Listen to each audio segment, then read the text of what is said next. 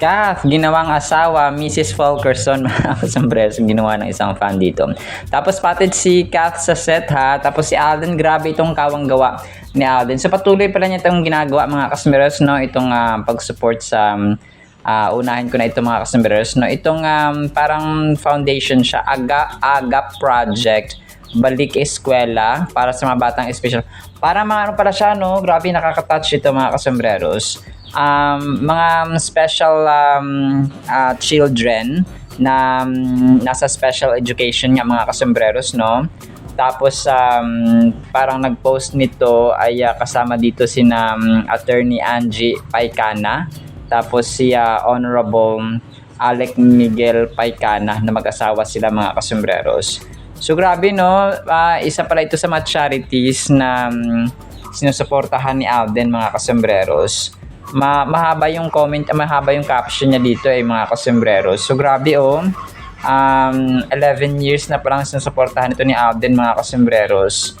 So grabe talaga. Sabi niya dito, staying committed to his words and promises now on its 11th year. Our beloved Alden Richards' yearly project for the Batang Special Learners of San Juan or San Jose Elementary School St. Joseph Sped Center continues to touch lives as we celebrate Year 11 of Love, Care, and Generosity sa pakikipagtulungan ng pamunuan ng San Jose Elementary School. Sa aming mga paborito at mahal na mga bata, pati na rin kami, pati na rin kina Alden at Madam Carlites. Kita-kits tayo, it's Monday. Okay. So sa May 25, meron palang event si Alden. Hindi ko alam kung dadalo siya dito. San Jose Elementary School gym sa Cavite. Tapos pusong nagpapasalamat din sa McDonald's Olivares Binyan at McDonald's sa Heritage Santa Rosa Laguna para sa kanilang suporta at pakikisa sa taunang proyektong ito para sa aming mga batang espesyal. So grabe no, maraming salamat at sa walang sawang pagmamahal, malasakit at suporta, Boss A. Boss Alden yata ito mga kasombreros. Itong kanya sinabi dito na Boss A mga kasombreros. So grabe no, sobrang bait ni Alden mga kasus kasi tumutulong siya sa mga batang nag-aaral, yung mga batang kasi may special needs ito no. Maliban pa sa bata na normal nag-aaral, no?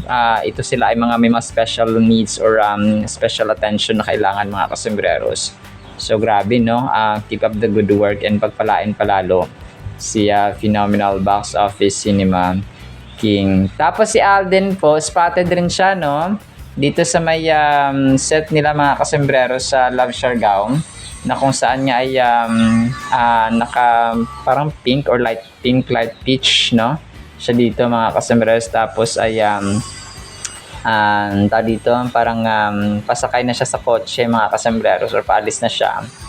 Posted ito ni Roldan 2179 mga kasombreros. So paalis na si Alden, parang nag-goodbye na no, si Phenomenal Box Office Cinema King dito mga kasombreros. So try complete to kasi may audio mga kasombreros. Tapos yun na parang nagbeso-beso lang siya, tapos grabe sabi niya hi po, tapos yung kulit na reaction ni Alden mga kasombreros para siyang nagpa-cute bigla no, si Phenomenal Box Office Cinema King. Tapos may isang picture para dito na pinost si Dwayne no, na isa sa mga cast din po ng Love Siargao mga kasombreros. So eyeline san ba? So tapos yun sina Alden, sina Kailin, si Nads, si Adrian, si Kim Jisoo, at Choi Bomin ba to, si Kim Jisoo. Tapos si Dwayne, Dwayne mga kasus ng isa lang dito hindi ko gaanong kilala tong isa mga kasmes, pero yun po no, talagang so nakapagpa-picture pa sila mga kasombreros no sa dito doon sa isa sa mga locations din nila mga kasombreros. So si Choi Bomin, okay, si Choi Bomin ba ito? Parang si Choi Bomin, kasi si Choi Bomin yung kanilang talaga is si Choi Bomin yung nasa nasa cast nila talaga sila, nasa casting nila mga kasembreros. Si Kim Jisoo pala ito, no? Sorry po mga kasembreros. Choi Bomin ako ng Choi Bomin, si Kim Jisoo pala ito. Si Kim Jisoo pala ito mga kasembreros.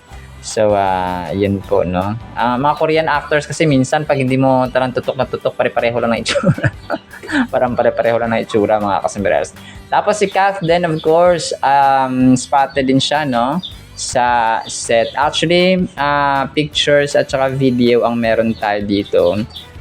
Mga kasembreros, no? Yung isa dito ay parang naka-black siya, tapos may baby siya na may baby na or parang si baby girl na nakahag siya mga kasembreros, no? Tapos yung isa, hindi ko lang alam kung ano to. Hindi ko lang alam kung matagal, parang bago kasi, parang recent kasi na pinost, parang kagabi lang mga kasembreros pinost ito. Nakasama si Phenomenal Box Office Cinema Queen. Naka-black naman siya dito sa isa.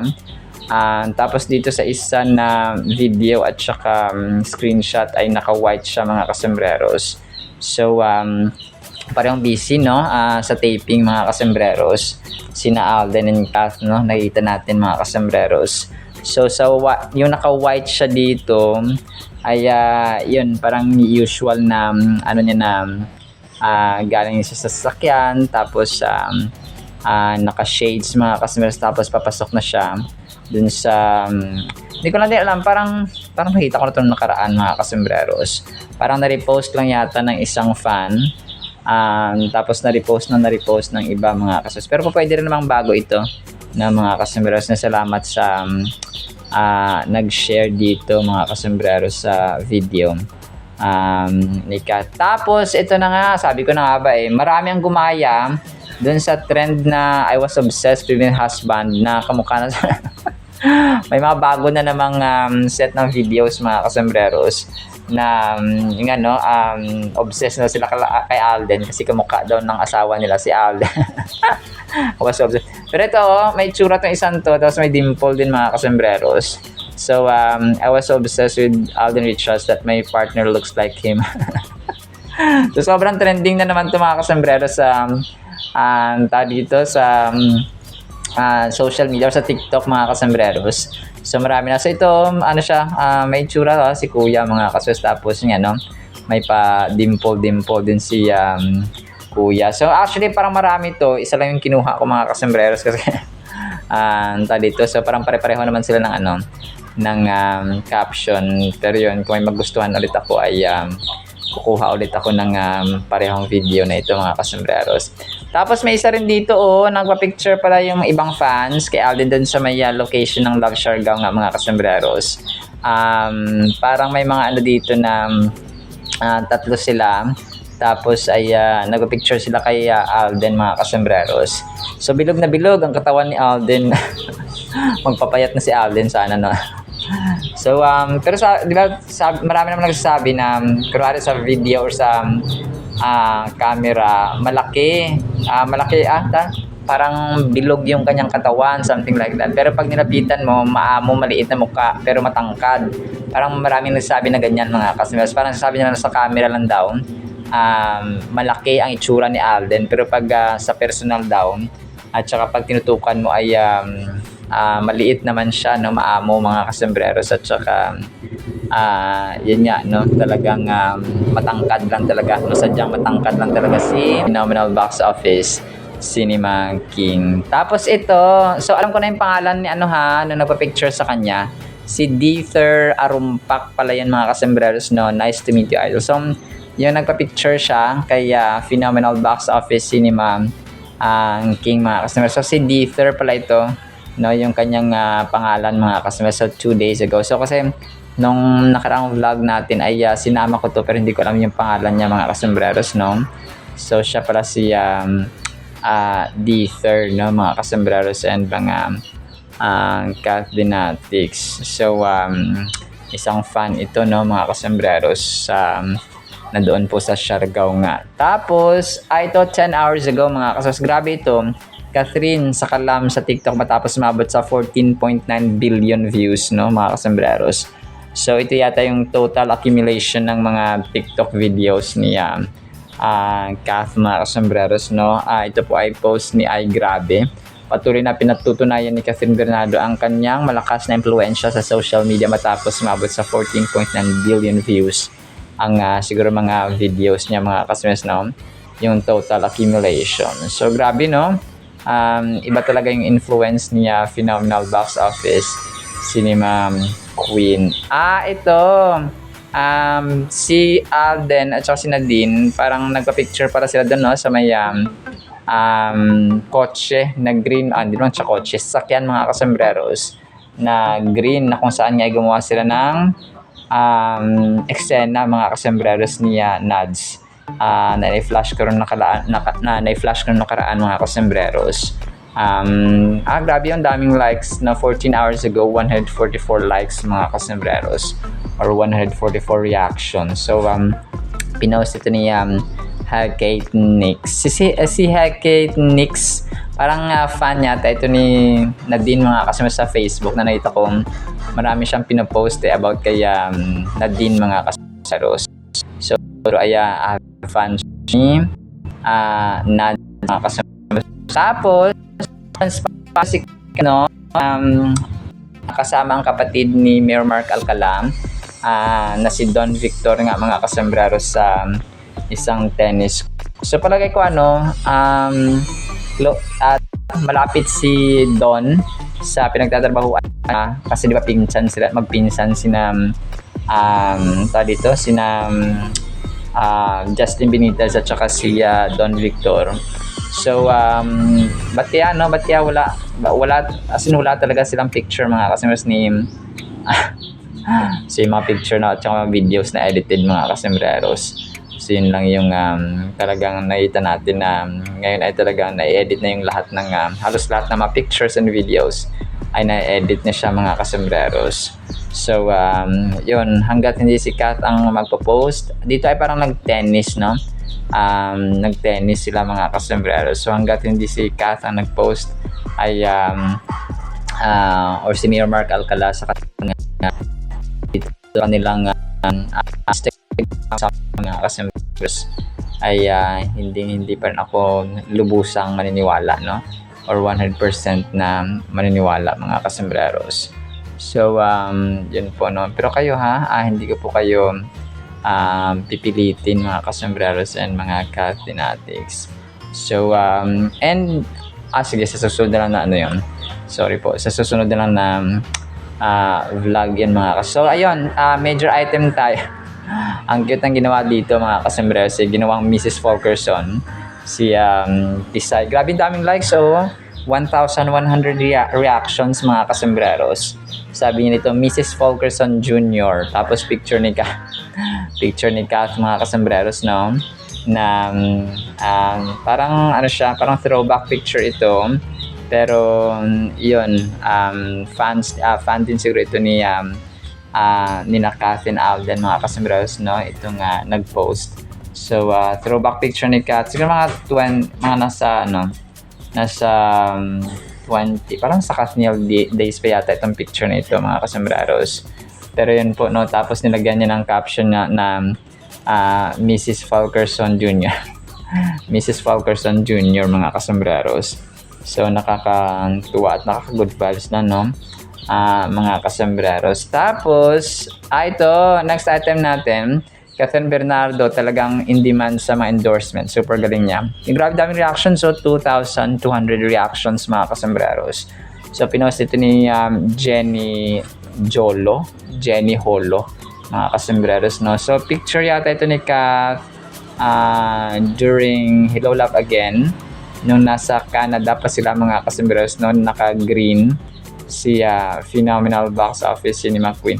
Oo, naka-green. Parang in-edit lang yung background dito mga kasombreros, no?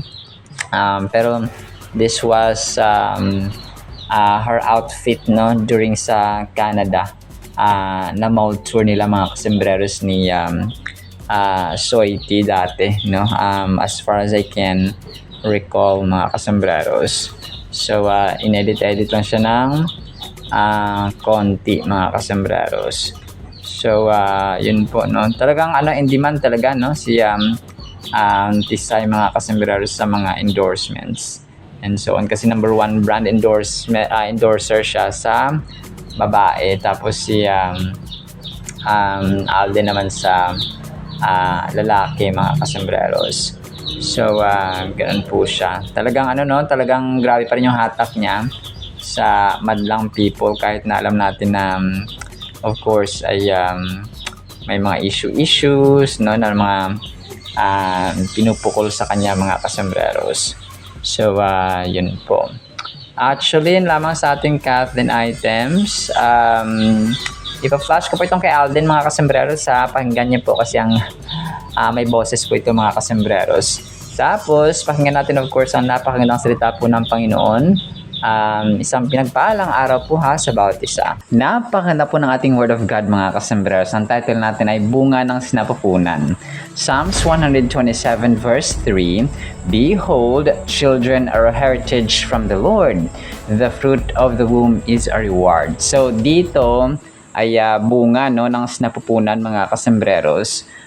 Sasabi dito ni Haring David na children are a heritage. Ibig sabihin, para siyang legacy ng mga kasembreros na you can pass down to the next generation. Or po pwede siyang, di ba yung heritage, pag sinabing heritage, ay from old, no? From the past mga kasembreros. So, ganun kasi ang cycle ng buhay ng tao, no? Bata, tapos magiging, pag lumaki, mag-asawa, tapos magkakaanak, tapos magiging lolo, tapos another na naman na set of generation mga kasombrero. So heritage, kung pa yung legacy na iiwan mo. So yun siya, no, yung mga anak mga kasombreros. And nakakatuwa, no, at nakaka-bless kapag yung heritage ng generation ng pamilya niyo, for example, ay mga faithful believers ng Panginoon. Yung mga pastors and pastors yung parents mo. Tapos ikaw ay servant din at saka nagsiserve din sa church. Tapos pinalaunan, ikaw din ay magiging pastor, for example. So maganda yung ganong heritage.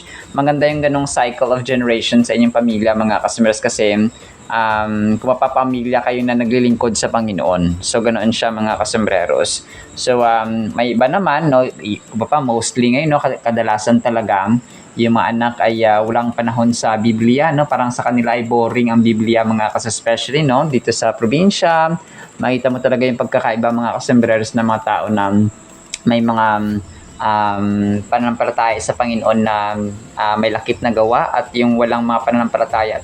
May mga pananampalataya sila pero hindi ganun kalakas na wala silang panahon sa Biblia, sa panalangin, no? Nakita mo yung mga anak talagang pasaway sa magulang. Basta, no, makita mo naman difference mga kasombreros kapag yung mga anak ay walang takot sa Diyos at walang pag-ibig sa Diyos. So wala rin silang pag-ibig sa kanilang magulang at saka sa mga kapatid at sa pamilya in general mga kasombreros.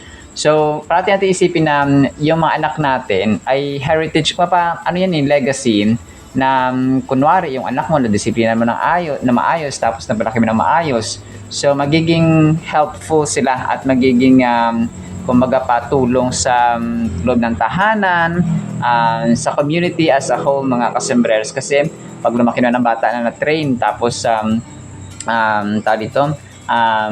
naging mabait, naging mabuti, naging mapagbigay, so magiging benefit sila mga kasombreros sa community, maliban sa loob ng tahanan. So hindi lang yung mga magulang o yung mga kapatid, mga kasombreros ang maka-benefit sa isang individual na lumaki na maayos, kundi yung kanyang eskwelahan, yung kanyang working environment, so kung saan siya mapadpad mga kasombreros.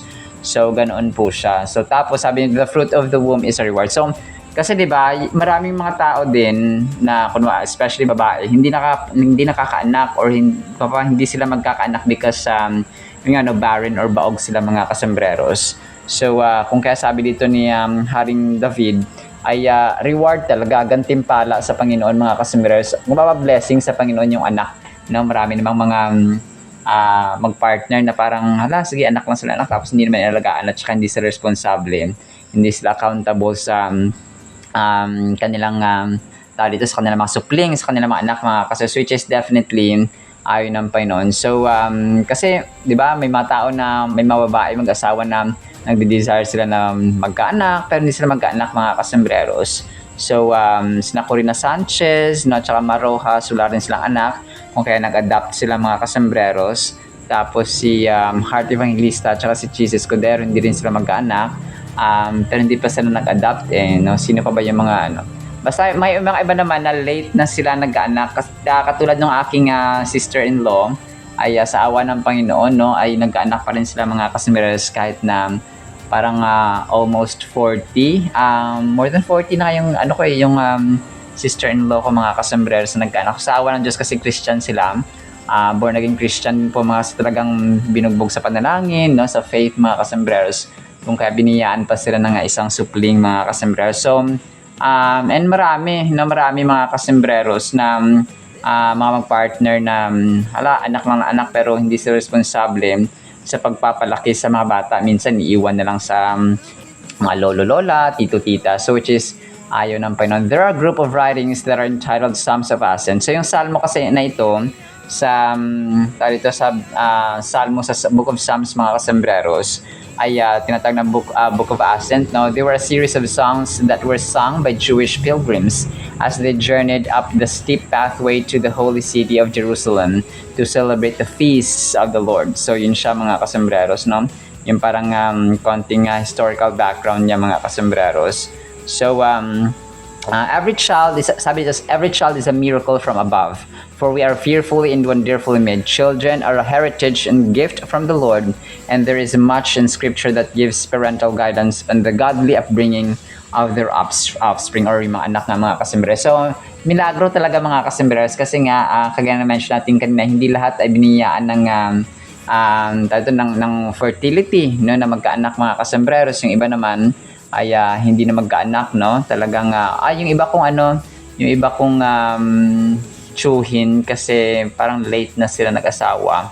Kung kaya wala na silang mga anak, ilang piraso ba? Parang dalawang tsuhin ko yung walang anak mga kasos kasi nga late na sila nag-asawa, no?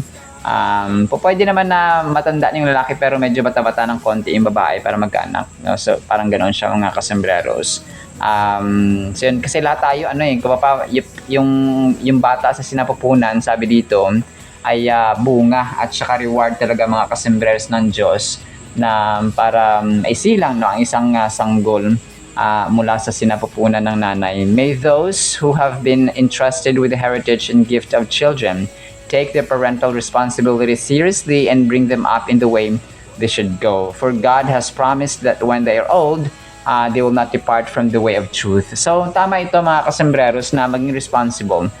Parental responsibilities dapat serious, no, sabi dito, dapat seryoso, no, kasi yung iba parang yung sarap lang yung iniisip nila pero yung hirap na magpapalaki at mag-alaga ng bata, gagastusan nila paglaki ay parang hindi na iniisip yun mga kasembreros.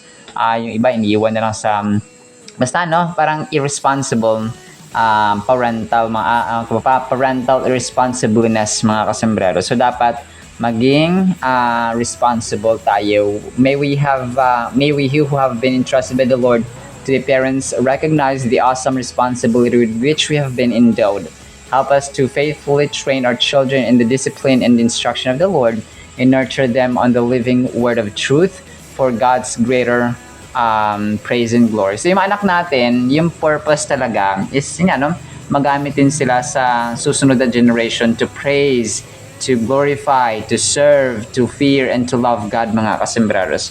So kung kaya kapag ikaw ay isang magulang na irresponsable, hindi ka nag-share ng Biblia at saka hindi ka nag-Bible study sa loob ng tahanan, so expect mo na paglaki nila, wala rin silang know-how masyado or knowledge or understanding sa salita ng Panginoon. Kasi yes, pwede namang magsimba, no? Pwede namang, pero yung pagkain kasi na daily bread, araw-araw kasi tinawag na siyang daily bread mga kasembreros. And sa atin naman yung advantage, sa atin yung benefits mga kasembreros kapag tayo po ay nag-Bible study kasi tayo naman makagain ng wisdom, ng knowledge, ng strategy, at saka of course na kung first hand tayo mismo yung nakakabasa ng salita ng Panginoon mga kasembreros, which is a blessing and instruction from the Lord mga kasembreros. And of course, parang pagkain nga lang yan mga kasembreros na material na araw-araw nga tayong kumakain, 3 times a day pa nga tayong kumakain ng material food natin.